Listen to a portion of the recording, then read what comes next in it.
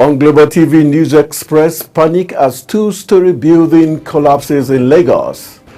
In business, National Assembly of Nigeria considering raising VAT to 10% by 2025. On the foreign scene, China responds to Taiwan president's remarks with new drills. And in sports, Nigeria summons Libyan diplomat over maltreatment of Super Eagles in Libya. Hello and welcome to all our viewers in Nigeria and around the world to News Express on Global Television, coming to you live from the nation's capital, Abuja. I am Anthony Momodu. A quick reminder that Global Television is on DSTV channel 365 and free to air on Niconsat. A two-story building has collapsed on Amusu Street in Orele Igamu area of Lagos State. The incident happened early hours of today. The building caved in as residents nearby scampered for safety. Head of Public Affairs Unit of Lagos State Emergency Management Agency, LASIMA, Nosa Ogumbo, has confirmed that there was no casualty in the building collapse.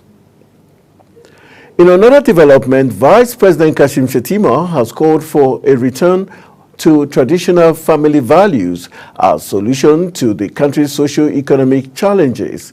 Speaking at the Muslim Family Summit in Abuja, Shettima was said to have emphasized the urgent need to reinforce traditional family structures as a grassroots approach to addressing Nigeria's pressing issues. The secretary to the Ogun State government, Talabi Olatukumbo, has denied involvement in the arrest of the All Progressive Congress youth leader for Ijebu-Ode local government area and a member of the National Union of Road Transport Workers, Babatunde Aremu. Aremu was picked up by the operatives of the Department of State Services in Ijebu-Ode on alleged account of planning to stage a protest over the crisis rocking the National Union of Road Transport Workers in the state. Ogun State All Progressive Congress Youth Leaders Forum has condemned the killing of Adeleke Adeyinka, the councillorship candidate for Abeokuta South local government in the forthcoming November 16 local government elections in the state. Adeyinka was killed by some assailants suspected to be cultists at the Jide Jones area, Okelewu, Abeokuta, the state capital. The gunmen were said to have come in a tinted car, after which one of them stepped out of the car and shot the 40-year-old transport union worker at close range. As the crisis rocking the People's Democratic Party persists, the chairman of the PDP Governors Forum and Bauchi State Governor, Bala Muhammad, has charged the factional acting national chairman of the party, Umar Damagun, to revert to the state status quo. The senior party member informed newsmen that the PDP Governors Forum have called for an emergency meeting on Monday to discuss various concerns regarding the party's future. PDP stakeholders are reportedly considering the establishment of a caretaker committee to guide the party towards a national convention to elect a new national working committee. The Commissioner of Police Imo State Command, CP Aboki Danjuma, has ordered the arrest of an officer and his team for extorting money from commercial bus drivers. The command's public relations officer, ASP Henry Okoye, disclosed this in a statement on X. A 15-second video showed a policeman collecting money from commercial bus drivers plying the road. Okoye assured all that he would personally identify these officers and share their details to show the command has zero tolerance for extortion. Operatives of the National Drug Law Enforcement Agency at the Murtala Muhammed International Airport, Lagos, have arrested a Thailand returnee, Ogunjofo Simon Peter, for importing 13.30 kilograms of heroin worth over 3.192 billion naira. Ogunjofo was arrested while attempting to smuggle out of the airport the drug concealed in 6 backpacks and then packed into 2 big suitcases. According to a statement by the agency spokesperson Femi Babafemi, the suspect left Thailand on October 3rd on a Qatar Airways flight and stopped over in Doha, where he spent 2 days before heading to Lagos, while his luggage was routed to Accra, Ghana, his original destination. Renowned educationist and Asiwaju of Oshogbo land, Ajadi Badmus, has died at the age of 83. Badmus died in the early hours of Sunday in Oshogbo, the Osun state capital. In a tribute signed by his spokesman, Olawole Rashid, the state governor, Ademola Adeleke, described Badmus' exit as unfortunate development at the time Oshogbo is witnessing rapid development in line with the dream of the deceased. Adeleke, who lamented the transition to the internal glory of Badmus, condoled the Ataoja of Oshogbo in council and all Oshogbo sons and daughters of the committee over the death of the elder statesman. The public hearing for the Endangered Species Conservation and Protection Bill 2024 has been scheduled to be held in Nigeria's House of Representatives on October 24, 2024. Championed by Honorable Tessa Ugbo, the Deputy Chairman of the House Committee on Environment, the bill tackles pressing challenges such as illegal wildlife trade, conservation of species, and the decline of Nigeria's precious wildlife and their habitats. You're watching News Express on Global Television, coming to you live from the nation's capital, Abuja. When News Express returns, panic as two-story building collapses in Lagos. Details of these and more after this break. Please stay with us.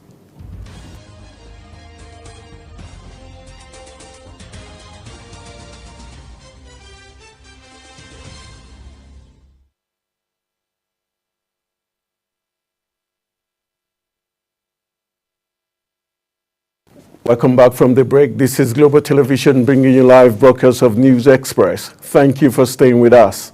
In business, the Independent Petroleum Marketers Association of Nigeria, it is set for talks with Dangote Petroleum Refinery between Tuesday and Wednesday to finalize agreement on the cost and lifting of petrol from the plant. It was reported that the Petroleum Retail Outlet Owners Association of Nigeria had been asked by the 20 billion Lekki-based refinery to rescind its request for petrol lifting. This came as a patron expressed optimism that the cost of petrol might reduce in the coming days once the competition in the downstream oil sector sets in fully, as marketers load the commodity from the refinery. The National Assembly is considering a bill proposing an increase in the value-added tax from 7.5% to 10%. In the executive bill seen by the cable, the National Assembly intends raising the tax rate to 10% by 2025. The legislature also intends to increase the VAT to 12.5% by 2026 through 2029, according to the documents. India's manufacturing output would increase by 9% if more women joined the workforce. The World Bank said this in South Asian Development Update. The global financier also maintained its gross domestic product growth projection for India at 7% in the FY25 and 6.7% in the FY26. Its forecast growth in South Asia at 6.4% in 2024 on the back of India's strong domestic demand and quicker recoveries in Sri Lanka and Pakistan. Electricity distribution companies in Nigeria have recorded a combined 60.86% quarter-on-quarter decline in meter installation rate in the second quarter of 2024. The Nigeria Electricity Regulatory Commission quarterly report says a total of 49,188 meters were installed during the period as against 125,664 meters installed in the first quarter of 2024. On the foreign scene, police says a man with illegal possession of a shotgun and a loaded handgun was arrested at the intersection near Donald Trump's rally in California. The 49-year-old suspect, Van Miller, was driving a black SUV when he was stopped at a security checkpoint by officers who located the two firearms and a high-capacity magazine. Riverside County Sheriff said Miller was then taken into custody without incident and was later released and told U.S. media he was a Trump supporter who was not planning to harm the Republican presidential candidate. China launched new military drills off the coast of Taiwan in what it described as punishment for a speech given by its President William Lai when he vowed to resist annexation or encroachment upon their sovereignty. China claims self-governing island of Taiwan as its own, and its President Xi Jinping has vowed to retake it by force if necessary. Let's jump into the exciting world of sports. The Ministry of Foreign Affairs has summoned the Libyan Charge d'Affaires in Nigeria following the maltreatment of the Super Eagles in Libya after their flight was unexpectedly diverted. Foreign Affairs Minister Yusuf Tugar confirmed to State House correspondent that efforts were underway to refuel the plane and expedite the national football team's return to Nigeria.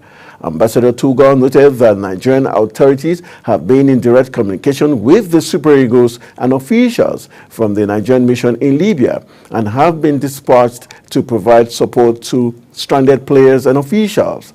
He added that the situation was being treated with urgency. The Minister of Sports, John Enoch, has condemned the Libyan authorities' treatment of the Super Eagles team ahead of its second leg match slated for Tuesday in the country. The Nigerian contingent, who were billed to land in Benghazi for the second leg of their 2025 African Cup of Nations qualifier against Libya, scheduled for Tuesday, was unexpectedly diverted mid-flight to Al Brak, a small airport typically reserved for Hajj operations. The unexpected diversion left the players and officials stranded without any assistance from the Libyan Football Federation, which failed to provide transportation. As we end Global TV News Express, let's take a look at some of our top stories. Panic has greeted two-story building collapse in Lagos. In business, Nigeria's National Assembly said to be considering raising value-added tax to 10% by 2025. On the foreign scene, China has responded to Taiwan's president's remarks with new drills. And in sport, Nigeria has summoned Libyan diplomats over maltreatment of Super Eagles in Libya. That's it on News Express, and it came to you live from Nigeria's capital, Abuja. We are on DSTV channel 365 and StarTimes channel 276 and free to air on Nikonsat. Kindly follow us across all social media platforms using Global TV NG and other handles now showing on your screen. I am Anthony Momodu. Thank you for watching.